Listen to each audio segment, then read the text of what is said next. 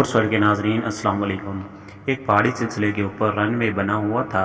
एक त्यारा मुसाफिरों से भर चुका था। अभी तक पायलट नहीं आया था कि अचानक से मुसाफिरों ने देखा कि दो अफराद हाथों में सफ़ेद छड़ी लिए आंखों पर स्याह चश्मे पहने आए और काकपट में चले गए।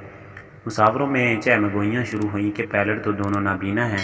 स्पीकर पर आवाज़ आई कि मैं पायलट फ़लाँ साहब जहाज़ का कैप्टन बोल रहा हूँ और मेरे साथ फ़लाँ साहब मेरे मुआविन पायलट हैं। ये दुरुस्त है कि हम दोनों नाबीना हैं, लेकिन जहाज़ के जदीद आलात और हमारे वसी तजर्बे को देखते हुए फ़िक्र की कोई ज़रूरत नहीं। हम बआसानी जहाज़ चला लेते हैं। बेशुमार परवाज़ें कर चुके हैं। मुसाफिरों में बेचैनी कुछ कम हुई, लेकिन इसकी तशवीश कम न हुई।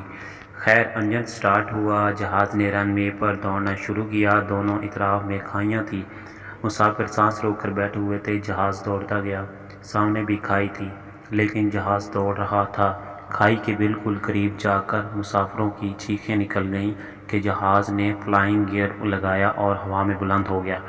माइक खुला रह गया था। मुआविन पायलट की आवाज़ आई। पायलट कह रहा था, उस्ताद जी, किसी दिन मुसाफिरों की चीखने में देर हो गई तो फिर क्या बनेगा।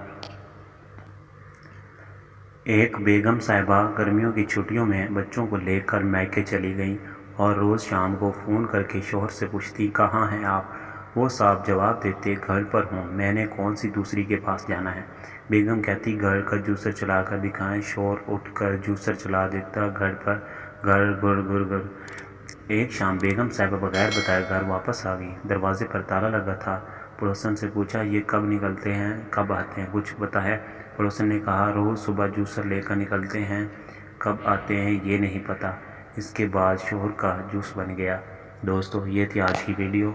अगर वीडियो पसंद आई तो वीडियो को लाइक करें, चैनल को भी सब्सक्राइब करें। अपना और अपने प्यारों का ख्याल रखिएगा। मिलते हैं नेक्स्ट वीडियो में। अल्लाह हाफिज़।